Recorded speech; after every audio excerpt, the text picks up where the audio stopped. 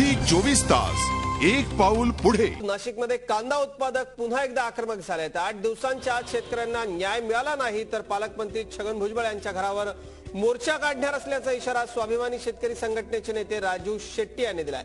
Petrol दरवाढीच्या निषेधार्थ 31 मेच्या भारत बंदला शेतकरी संघटनेचाही पाठिंबा असल्याचं त्यांनी सांगितलं। मुकुल कुलकर्णी आपल्या सोबत आहेत। मुकुल, नेमकं काय या आंदोलनाच्या बाबतीत सांगता येईल? स्वाभिमानी शेतकरी संघटनेने आता हा निकराचा इशारा दिलाय। अजित बरोबर आहे, स्वाभिमानी शेतकरी संघटना आता कुठेतरी या विषयावर अधिक आक्रमक झाल्याचं दिसतंय। कारण नाशिकमध्ये जिल्हाधिकारी कार्यालयासमोर 20 ते 22 तासाचं आंदोलन करण्यात आलं होतं, ठिय्या आंदोलन करण्यात आलं होतं। त्यानंतर 1 मेच्या दिवशी आत्मदहनाचा इशारा दिला होता। काही कार्यकर्त्यांनी आत्मदहन करण्याचा प्रयत्नही केला होता। तेहरे गावातही आंदोलन झालं होतं। त्यावेळी सरकारने वेळोवेळी कांदा उत्पादक शेतकऱ्यांना आणि शेतकरी संघटनेला आश्वासन दिलं होतं की कांद्याचा निर्णय आम्ही त्वरित मार्गी लावू। परंतु आता या गोष्टीला 4-5 महिने उलटून गेले तरीही प्रशासनाकडनं, शासनाकडनं कुठल्याही प्रकारची मदत केली जात नाहीये। निर्णयावर ठाम असलेलं सरकार पुढे काही आश्वासनाच्या पलीकडे काही करत नाहीये। त्यामुळे स्वाभिमानी शेतकरी संघटनेनं आता अंतिम इशारा दिलेला आहे आणि 8 दिवसाच्या आत जर सरकारनं काही निर्णय घेतला नाही तर थेट पालकमंत्री यांच्या भुजबळ फार्म या बंगल्यावर मोर्चा काढण्याचा इशारा देण्यात आलेला आहे। निश्चित मुकुल, या संपूर्ण आंदोलनाच्या आता एकूण केंद्रस्थानी पालकमंत्री छगन भुजबळ हे आले आहेत। कारण आता अनेकदा आंदोलनं केली आहेत स्वाभिमानी शेतकरी संघटनेनं।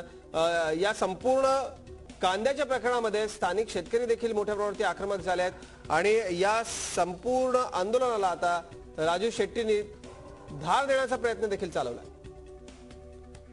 स्वतः खासदार राजू शेट्टी आपल्या सोबत आहेत, स्वाभिमानी शेतकरी संघटनेचे अध्यक्ष। शेट्टी साहेब, नेमका काय आपण अल्टिमेटम दिलेला आहे आणि भुजबळांच्या घरावर मोर्चा काढणार असल्याचा इशारा दिला शेतकरी संघटनेने? एक तर गेल्या 2-2.5 महिन्यापासून सातत्यानं आम्ही आमच्या मागण्या घेऊन आंदोलन करतोय।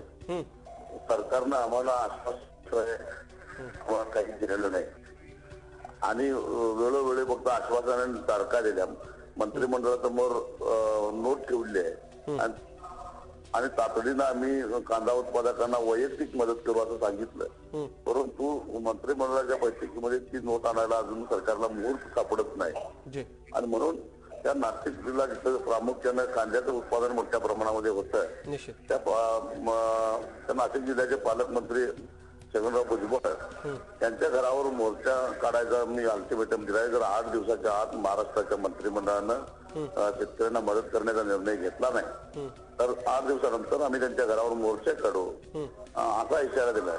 आणि त्यांच्या घरावर मोर्चे काढूनही जर प्रश्न संपला नाही तर मग मुख्यमंत्र्यांच्या घरावर सुद्धा मोर्चा काढायला आम्ही कमी करणार नाही अशा प्रकारचा इशारा आज दिलेला आहे। निश्चित धन्यवाद। झी 24 तासकडे आपली प्रतिक्रिया व्यक्त केली त्याबद्दल। पण एकूणच झी 24 तास देखील सातत्यानं शेतकऱ्यांची बाजू मांडण्यात आलाय।